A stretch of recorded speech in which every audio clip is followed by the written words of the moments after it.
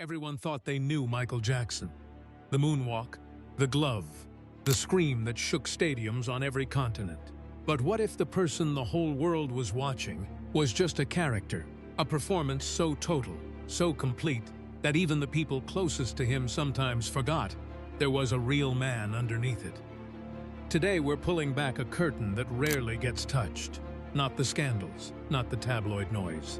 The actual hidden life, the journals, the secret paintings, the catalog wars, the private terror of a man who built the biggest empire in music history and then spent the rest of his life defending it alone.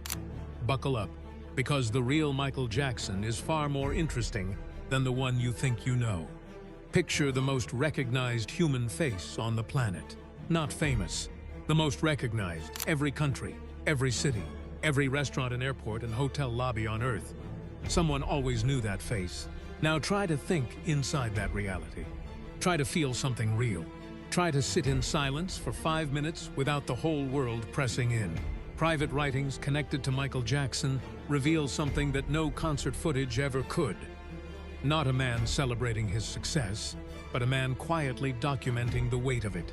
Page after page, describing what he called a sealed world, a life so locked inside performance and public expectation that ordinary human experiences, boredom, anonymity, spontaneous laughter with strangers had slowly been replaced by something colder, a schedule, a persona, a product. The entries describe sleepless nights, not from excitement, from a mind that simply could not stop. Late-night sessions in a private studio that stretched until sunrise, not because inspiration suddenly arrived, but because 4 a.m. was the only hour the noise of the outside world finally went quiet. That's when he could actually hear himself think, and what he was thinking would shock you. Here's the part almost nobody talks about. Michael Jackson was a painter, not casually, not as hobby therapy on a quiet Sunday. A technically skilled, deeply serious visual artist who kept it completely, deliberately hidden from the world for his entire adult life. The collection reportedly spans over 150 works produced across decades. Fully realized pieces, wax pencils, watercolors, imagery that appears again and again like windows into somewhere private, gates, keys, elaborate chairs, historical figures he deeply admired. George Washington, Paul McCartney, rendered in careful, painstaking detail, and self-portraits, dozens of self-portraits, each one reportedly more raw than the last, capturing something the stage persona was architecturally designed to never show: uncertainty, doubt. The face behind the face. Why did he hide it? Think about what happened to everything else he touched. It became a product, a brand extension, a licensing deal. A painting with his signature wouldn't stay private for a week. It would be toured, sold, reproduced on merchandise, turned into a revenue stream by someone in a boardroom who had never once asked what it meant to him. Keeping this world secret was the only way to keep it his. This hidden archive, stored carefully, seen by almost nobody, is believed to hold staggering value. But the dollar figure isn't the point. The point is that the man who performed for 90,000 screaming people found his deepest, most honest creativity in a quiet room, alone, making something he never planned to show anyone. That tells you everything. In 1985, Michael Jackson did something that made the entire music industry stop breathing. He purchased the ATV Music Publishing catalog for $47.5 million, a library containing the publishing rights to hundreds of Beatles songs and thousands of other tracks. One of the most powerful assets in the history of recorded music. And he bought it. A black artist walked in and bought the thing that executives had assumed would always belong to people who looked like them. The industry never fully recovered from the shock, and it never forgave him. Private writings from this period are unlike anything else in the journals. The tone shifts, the handwriting changes. These aren't reflective, searching entries, these are war dispatches. Notes documenting repeated attempts by powerful financial figures and music executives to claw that catalog back. Schemes dressed up as opportunities. Legal pressure disguised as friendly advice. Offers engineered to sound generous while being designed to strip him of the one thing that gave him real institutional power. One passage, reportedly written in heavy, urgent strokes, cuts right to it. They want what I built. I'm not selling. That's not a man in chaos. That's not the tabloid version of Michael Jackson stumbling through the final years of his life. That's a man who understood exactly what he owned, exactly why powerful people wanted it, and exactly what giving it up would mean. He held that catalog until the day he died. Everything that came after, every legal battle, every financial pressure, every manufactured controversy needs to be understood inside that context. There was a war happening. Most people just didn't know what it was actually about. Every pen stroke leaves behind more than words. Handwriting analysts who have studied material linked to Michael Jackson come back with a portrait that doesn't fit the simple narratives. Either the saint or the monster that the media spent decades trying to force him into. The enlarged capital letters, particularly in his signature, tell the story of someone intensely conscious of legacy. Not arrogance, awareness. A deep, constant awareness of how they would be remembered and what their name would mean after they were gone.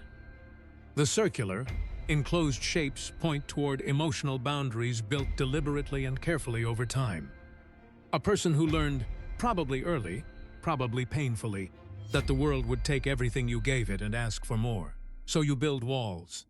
Not to deceive, to survive. But here's where it gets genuinely fascinating. The variation in letter pressure. Moving between heavy, aggressive strokes and light, almost hesitant ones. Sometimes within the same sentence.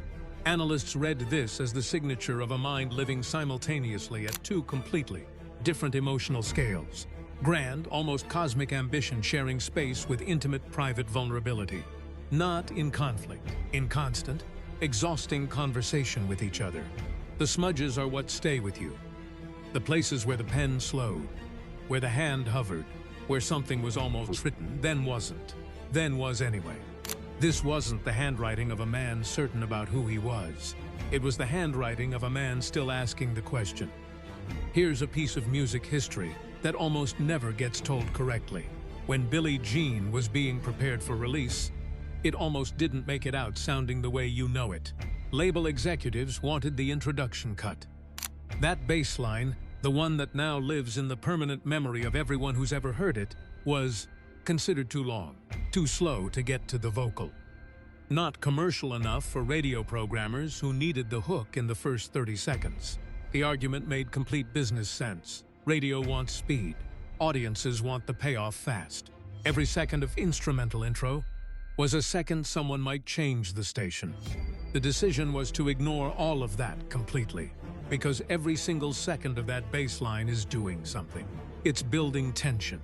It's creating unease. It's making you lean forward without knowing why. By the time the voice finally arrives, you're already inside the song. You just don't know how you got there. That's not an accident. That's architecture. Billie Jean became one of the best-selling singles ever recorded. The bass line that a room full of executives wanted removed became one of the most recognizable musical openings in human history. It plays and people stop mid-conversation in restaurants 40 years later.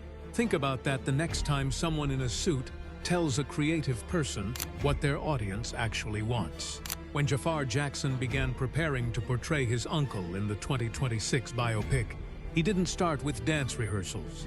He moved into Havenhurst, not as a visitor passing through, as a resident, sleeping in different rooms each week, walking the same hallways, sitting in the quiet of a space that once held one of the most restless, searching creative minds of the 20th century.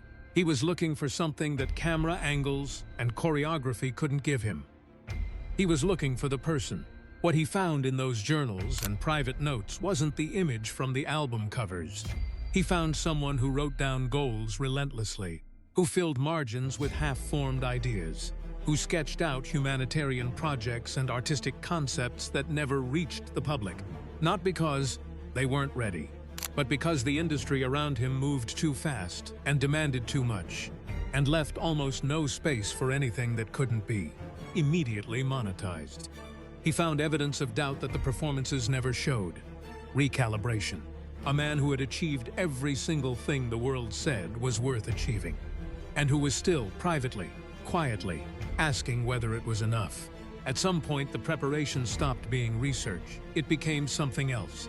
Something closer to grief, maybe, or understanding, or both at the same time. The moonwalk will always be the moonwalk. Thriller will always be thriller. But the man behind both of those things was sitting in quiet rooms at 4 in the morning, filling journals nobody was meant to read, painting canvases nobody was supposed to see, fighting wars over catalogs he absolutely refused to surrender, and asking, in the privacy of his own handwriting, whether the life he was living was actually the one he wanted. That's not a lesser version of the legend. That's the complete one. And now you know it.